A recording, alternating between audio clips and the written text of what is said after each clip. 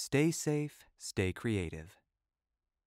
Life is full of unexpected happenstances. Some of them are desirable surprises, bringing about joy and euphoria in abundance that you just want to shout from the mountaintops, or social media, so others can share in it with you. Others are far less welcome, causing chaos and sometimes derailing life altogether for a period of time. This blog is about one of the latter. Father's Day morning found me comfortably reading in bed while my wife and daughter generously prepared a delicious breakfast of French toast topped with yogurt, mixed berry compote, and toasted coconut flakes. I know, it's okay to be jealous. I was so looking forward to a quiet day with my girls, as the previous year, my first Father's Day, my wife and I went on a breakfast date and were unable to return home due to a funeral at the cemetery next to our house full of drunken, gun-toting, quote-unquote mourners, milling around and doing donuts in their cars up and down the street. For several hours, we couldn't get home to our daughter, who was sweetly waiting to shower me with Father's Day surprises she'd prepared with my sister and brother-in-law. I was frustrated at the funeral attendees' lack of consideration for others, and emotional to be missing out on special time with my daughter. I was eager to create more positive ones this year. Everything started out swell. Breakfast was to die for. We cuddled as a family in the bed, laughing and playing together. Then I received a text message from friends of ours who were out of town. "Hey guys, did someone speak to y'all this morning?" My heart immediately grew heavy. Conversations that start like that rarely take an uplifting turn in my experience. "No, what's up?" I replied. It turned out that our friend's home had been broken into the previous evening. 7 men armed with guns, 7, scaled their security wall, detained their night guard, used a pickaxe to force entry into the house, roughed up the house sitter, who mercifully wasn't seriously harmed physically, and stole a few random items and some cash. Needless to say, the day kind of spiraled after that. What is it about Father's Day here? The community of expats here is fairly tight-knit, so when something like this occurs, we all feel its impact and implications for what's possible in the future. Suddenly, the recurring conversations around safety and security were brought back to the forefront of everyone's minds. What further precautions could we take? Where were the weak points of our respective properties that we could address?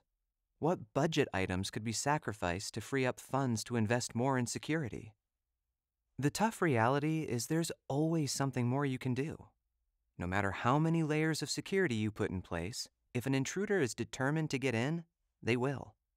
And that's true anywhere in the world, not just here in Lesotho. The goal isn't necessarily to prevent a break-in from happening, though that would most definitely be the preferred outcome, but to ensure that if one does, there are protections in place to keep our family safe and give time for external help to arrive.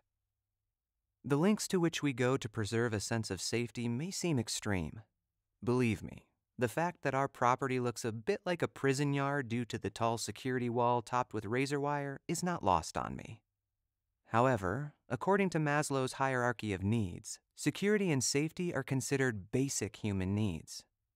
Without a sense of safety, higher-level psychological and self-fulfillment needs are hindered, if not impossible to achieve. In order to reach our highest level of self-actualization, our basic needs need to be met.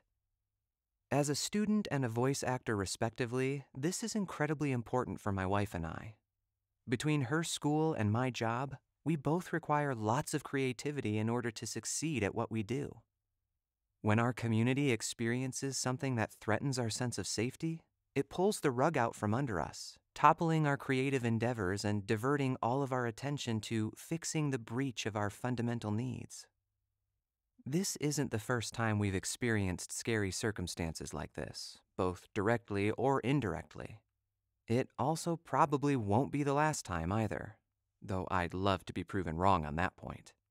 The circumstances we currently exist in require that we spend more time and energy establishing a sense of safety than we might somewhere else. We know complete security is never guaranteed, But these situations remind us how holistically important it is to do what we can to establish this basic need as firmly as possible. They also help us practice gratitude for the times and ways in which we are secure, for the opportunities we have to move beyond our base human experience into the upper echelons of beauty, creativity, and meaningful relationships. These things are so incredibly valuable, and they're worth fighting for and preserving. Have you ever had your base sense of security threatened in a significant way? Did that affect your life in a holistic way? What did you do to reestablish that basic need and work your way back into higher levels of self-actualization? The world we live in is far from perfect, but when we take the time to care well for ourselves and for one another, we can achieve some pretty incredible things. Until next time, friends, keep telling stories.